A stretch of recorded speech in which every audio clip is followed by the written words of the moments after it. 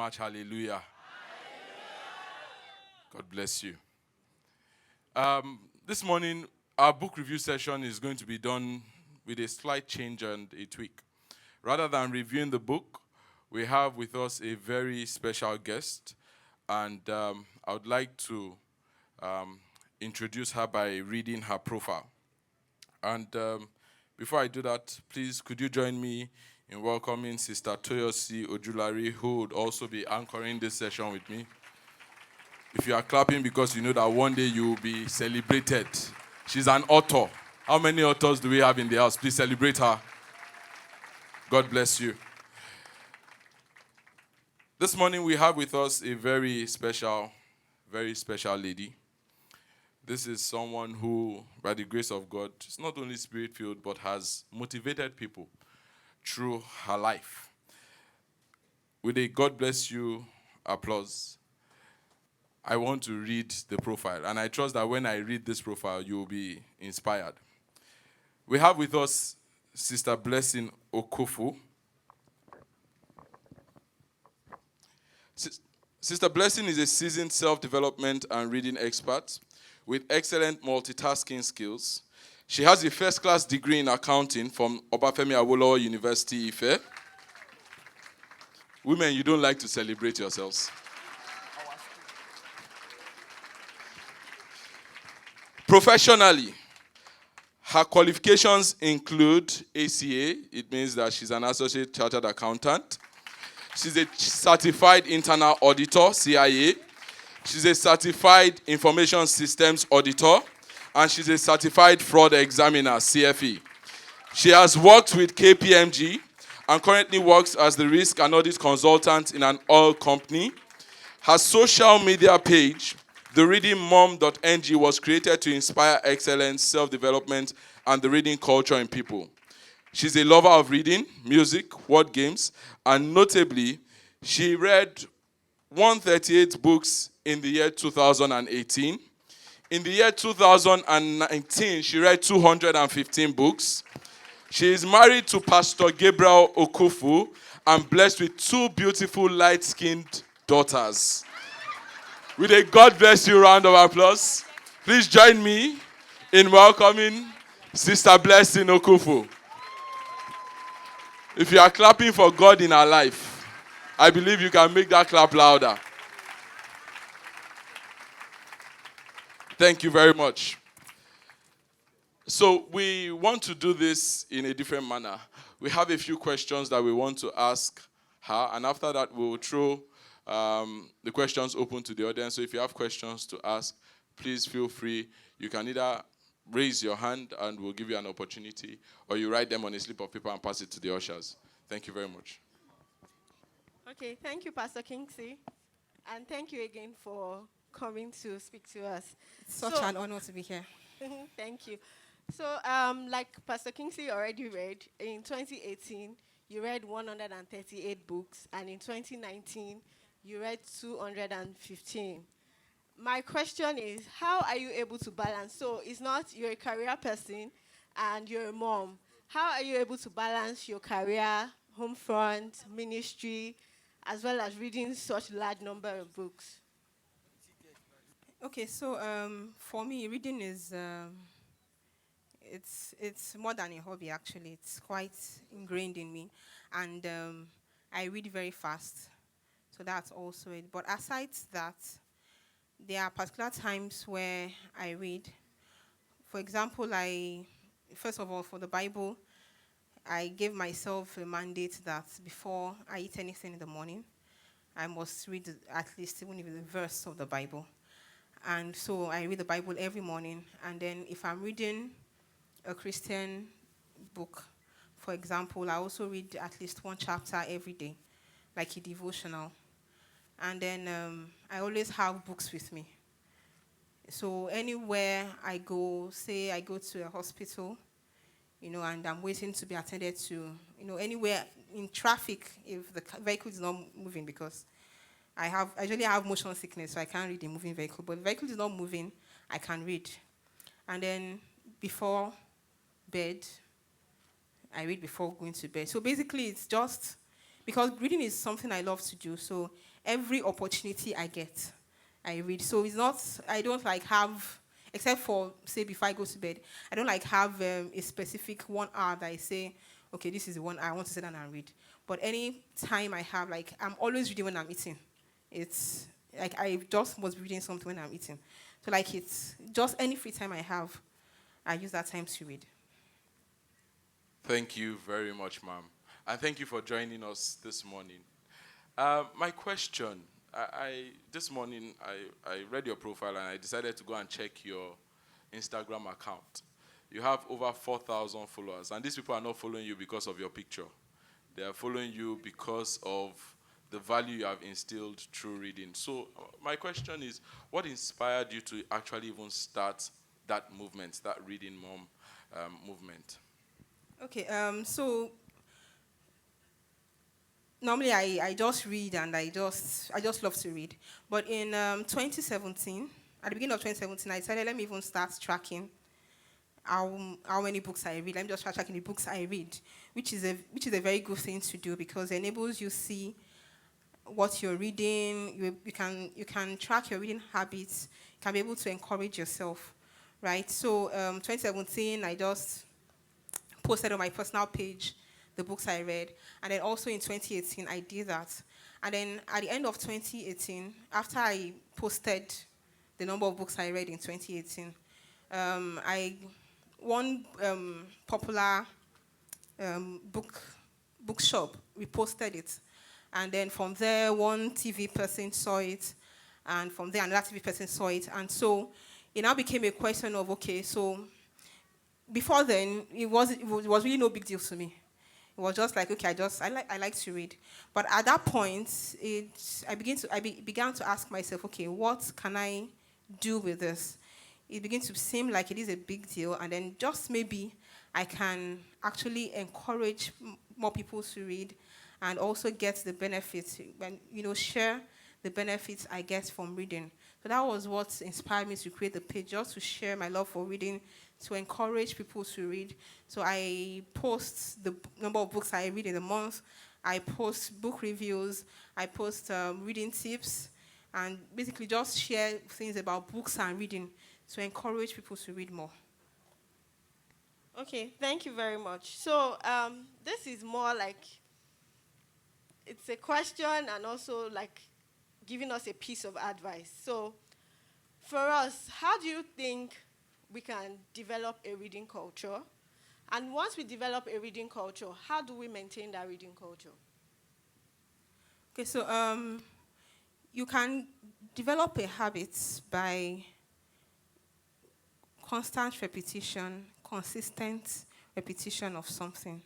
So the more you get to read, the more you love it, the more it becomes a habit to you. But to start with, you have to be deliberate. Especially if it doesn't come naturally to you, if it's something you're not used to, you have to be deliberate about it. So first of all, I usually tell people that the first thing is to get books around topics that you love to read, that you love, topics that you love to know more about, topics that interest you. So get books around that so that you can be sure that you want to know more about that topic. So that will push you to read the book. And then you can set a goal for yourself, depending on how fast you read, depending on on your schedule and everything. Set a goal. It could be say 2 or 3 books per month, and then you would be able to say, okay, this is the time I'm going to read.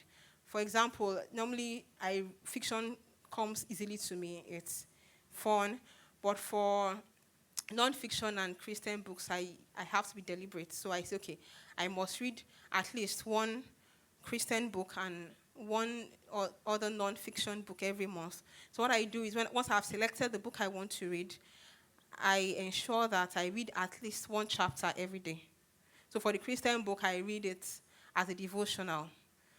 I just finished reading A Better Way to Pray by Andrew Womack. And what I did was, before I go to bed, I read one chapter, and of course that drives my prayer, and then I go to bed. And also for the non-fiction, I say, okay, maybe at lunch, I must read at least a chapter of this book. And then also, tracking your reading helps you. So you can say, okay, And then, when you track your reading, you know how far you've gone with your goal, and then you know where to make adjustments for, say, the next month.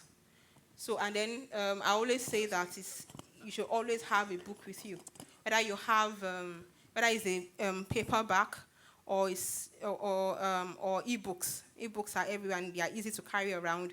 If you have an app like, say, Okada Books or BAM Books, or you have a Kindle, you always have it with you wherever you go. So again, any free time you have, if you're stuck in traffic and you're not the one driving, you can be reading at that point in time. Basically just get into it such that when you have a free time, before you check Instagram, for example, you get out your book first. So that's the first thing that comes to your mind when you have a free time, basically. And then it's also good to be involved in a community of readers to get encouragement from that.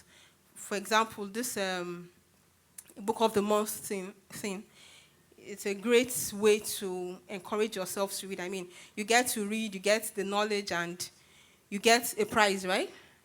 And you get a prize for that also. So, I mean, there's in Headquarters Youth Church, there's a particular person, a student, that basically funds his education from the book of the month thing. So he reads well, he studies well, he does the quiz, and he gets the prize, and basically that's his allowance for the month. So he's able to get the knowledge, and he's also getting a prize for it. So if you commit yourself to that, at least that's a book in a month already. If you commit yourself to that, and then you just keep going consistently, you can develop your habit that way. Thank you very much. I can see that some people want to clap, but they're not sure whether they should clap. So if you want to clap, please go ahead. You're free to appreciate her. Thank you very much, ma'am. This is a very practical question, and please pardon me. So in 2018, you were pregnant and you still managed to read 138 books. How was that? How did that feel? I can imagine it was a struggle, because some people find it easier to go to Instagram, Facebook while they're waiting in the hospital. So how did you do that? Okay, so for me, I would rather read than, say, watch a movie. That's because that's what I love to do. So at the point when I was pregnant, for example, and I really could not do anything else, I could read. So that was basically it. If I say I'm sick, for example, I want to go and rest, you best know that I'll read first before I eventually sleep. So it's, first of all, to get that habit ingrained in you. Once it becomes something you love to do, then it's not work. It's not something you have to think about. It's just something you do. It's what you love to do. So the first thing is to get that love for reading. And like I said, the first thing to do is to ensure that you get books that you're interested in. So as you get into the habit of reading, then you can begin to say, okay, I want to learn. I'm a business person, for example. Read books on business. I'm a career person. Of course, as Christians, we should read books from Christian authors. My Father in the Lord. We get to experience multiple lives at the same time, basically. That's how somebody put it. Like, you draw from the wealth of knowledge that these people have developed from their work with God, from their experience in business and career. You can just, at least they codify it in a book, and you can just, in 300 pages, you can get that 15, 20 years of experience at a time. So reading is a very, very good habit to inculcate. Okay, thank you very much. So we have a question from the audience. For some of us, it might be a bit tough to start a reading culture. Not impossible, but I'm more interested in my kids now. So the question is, how do I get my kids to read as much as possible?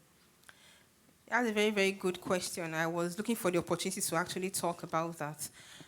Of course, the best time to build a habit is the early childhood, basically, research has shown that the first 5 years of a child's development is very, very important. So start by reading to your babies as early as, I don't know, say 6 months, as soon as you can, basically. So all you have to do is get books that have pictures, maybe not so many words. There are a lot of books out there that you can get.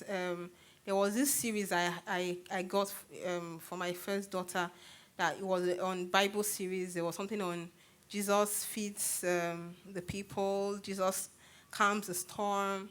You know, you see the pictures and just a few words. As you're reading to them, you're demonstrating. For example, you said, see the big storm, and Jesus says, peace be still. You know, you just make it fun, basically. So it becomes something that they like to do. They look forward to doing it.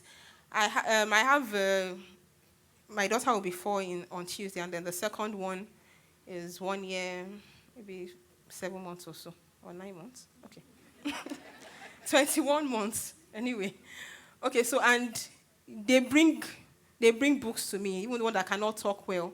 You bring books, they book, and then I read it because we started from when they were babies, so they are used to it. They do other fun activities, building blocks, sometimes watching educational videos, but the book is also something that they find interesting to do. They can bring it to me and say, I've not read my Bible today. That's the toddler's Bible. Say, I have not read my Bible today, and I know we read this one yesterday. We've not read this one. So just get them involved every time, and then as they begin to grow, let them be involved, such as, okay, as they begin to count. When you open a book, you say, okay, what color can you see? How many animals are here? What sound does a cow make? You know, basically just let it be something fun and interesting, an activity that they get to do with you. Because, so in that way, you're bonding with them. And, you know, our children cherish any activity that they do with their parents. So both mothers and fathers, please, not mothers alone. Both mothers and fathers be involved, even if it's, say you're very busy, for example, and you only get to see them at night, you can make it a bedtime ritual that just before they go to bed, they know that, okay, they're going to read their toddler's Bible before they go to bed, something like that. Thank you very much. If you want to clap. Thank you. God bless you. Do we have anyone with questions? God bless you. There's a hand here. There's another hand there. Because we're speaking to a sister, I think we should allow the sister in front to go first. Pastor Sheye. Thank you. Yes. Good morning. Morning. I'd like to find out what your take is on audiobooks. I do a lot of audiobooks. I don't have a driver, and I don't have a lot of help, and I'm constantly on the move and doing one thing or the other. So I wanted to find out, it's not as easy. You know, you can't mark, and then sometimes you miss a part, and then you have to go back. But I wanted to find out what your take was on audiobooks. Yeah, like you said, sometimes if you don't concentrate, sometimes you miss some parts. For me, I've found that it's difficult for me to concentrate on audiobooks because I get distracted. When I'm actually reading, I don't get as distracted. But audiobooks are very good. I think it's a great invention that, okay, as you said, you can drive and be listening. So you get that information, even if you don't have the time to read. So yeah, audiobooks are great. Thank you very much. Yes. Good morning. Good morning. Please, actually, I want to ask about this. How do you feel about this this generation we are now? This is our generation. We don't read too much. We don't open books because, let me say, this part of Nigeria, Ozu is too much. Everybody is trying to do everything. Like the question someone sent to you, like, how do we make our kids to read? Because now, I can tell you 100%, I can tell you like 95% of this generation are not reading at all. We are not even going there. And our kids are looking at us. So no library, and they just go to school, they give them the assignment, that's the only book they can open and they believe they can read. So how do you feel as a Muslim, how am I going to put it? How do you feel like you now, seeing us like now people are not reading like in 80s that you can see library everywhere you go? And I hope you understand what I'm trying to say. We understand, sir. Thank you, sir. So, surprisingly, I think that people actually read more than you think. If you, well, when I started at readingmom.ng, I actually got to know that people actually read more than you think. Just that maybe they are not caring about the paperbacks as much as they used to. I'm a very good fan of technology and I love my ebooks so much. So you probably would not see me hold a book, but on my phone, I have hundreds of books on my phone. So there are actually people reading. Just that, of course, there are distractions, TV, social media, also, and so on. So, well, it is time for us to create that habit. It's not too late for us to create the habit. And like you said, our children are seeing us. It's okay to read to them, but they are also watching us. They're also seeing what we are doing. I always, even though I rarely carry paperback, sometimes when I carry my laptop, my daughter will come and say, "Are you reading?" I'll say, "Yes, I'm reading." So they are watching you, they are seeing what you're doing. So also for the sake of your children, it's also good for you to inculcate that habit for yourself and also pass it on to your children. It's very important. Reading helps their development, broadens their knowledge, helps their vocabulary and language development.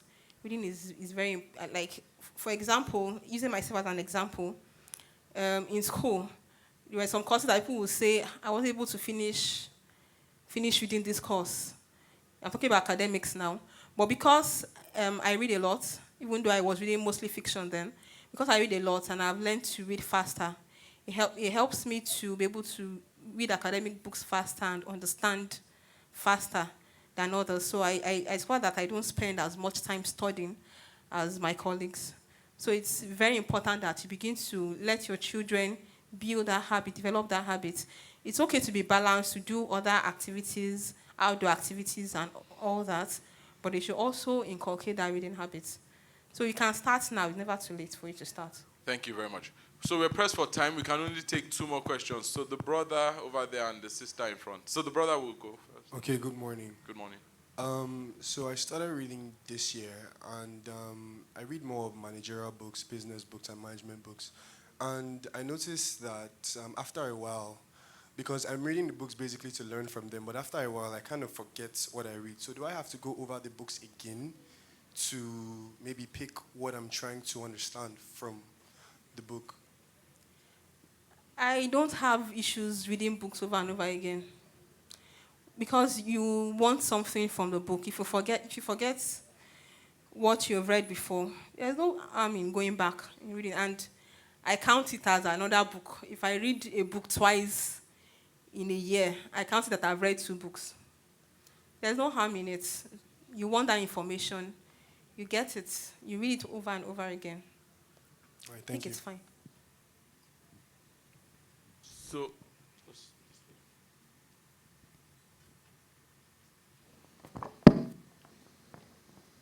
Okay. I just want to ask, reading so many books, what impact has it made, especially when you're reading from countries that you can't relate with the system in Nigeria? So how do you relate with reading books like that? And number two, for the kind of books I like to read, usually from maybe female written books, especially from Nigerian, like from Nigerian female that have done so well, you can't kind of relate because they started being poor, but they don't tell you the part of how they got rich. It just became, chapter 10 is saying, oh, they now have a house. So I just gave up on reading books because it's just one big, they're not telling us what really happened. So it just seems like a lie. So I just kind of gave up on reading books because they're not really telling us how did the transition happen. And and you want to learn from, okay, because you look up to women like this. So it just feels like a lot of people write books because they want to write books because they've blown. They're not writing books because they're not saying the truth about the journey. That's what my, so people write books just want to make money and go on Instagram and say, I've sold 300,000 books. But everything's a lie because that's not what happened.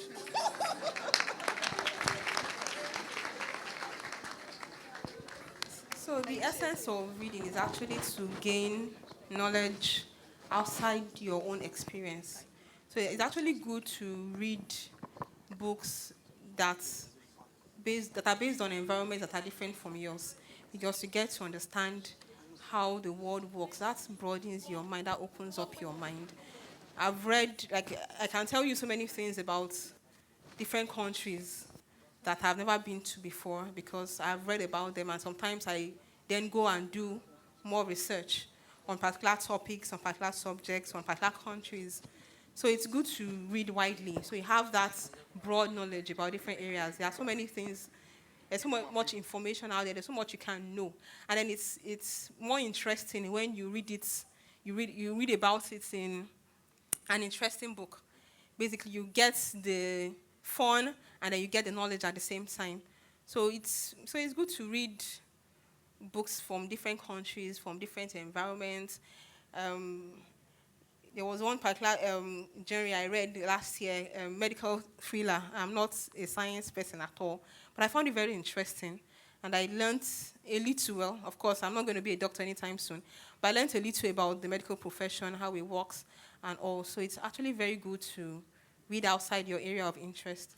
Then well, if you find out that you're not getting much from the books you're reading, then you should expand your horizon. Read books from foreign authors. If the Nigerian people are not doing it for you, then read books from foreign authors. Of course, the Nigerian context may be different, but at least you can still pick some things from these foreign people. I just finished reading my non-fiction book for the month of February was Shoe Dog by Phil Knight. That's a story of how he created Nike, the shoe company, and it was really interesting.